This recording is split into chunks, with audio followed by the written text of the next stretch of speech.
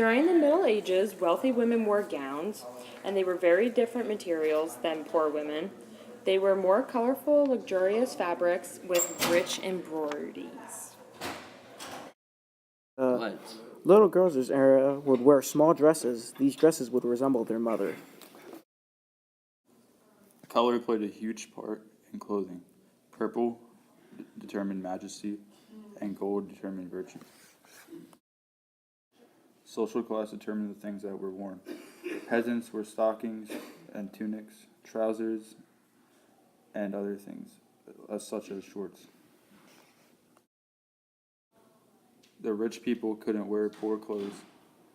According to laws, color of purple, clothes of gold tissue, and fur were only for the royal families.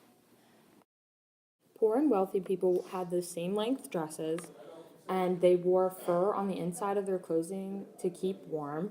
And they had two sets of tunics, a vibrant one and an embellished one.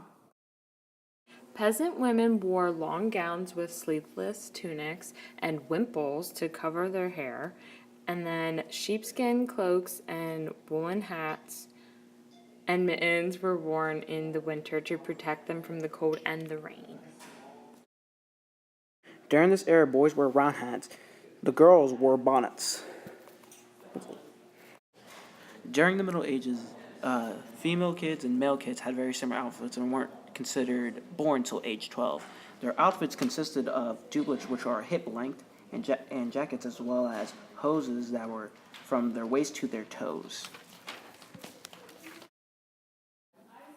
A lot of men's clothing contained fur, and it was purple, if majesty. And they wore a lot of hats, such as crowns, and other things like that.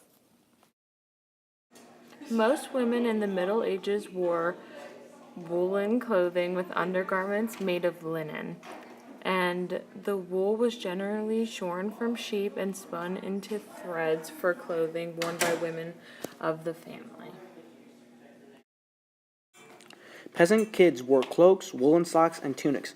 Boys' cloaks went down to the knees, and girls' cloaks went down to the ankles.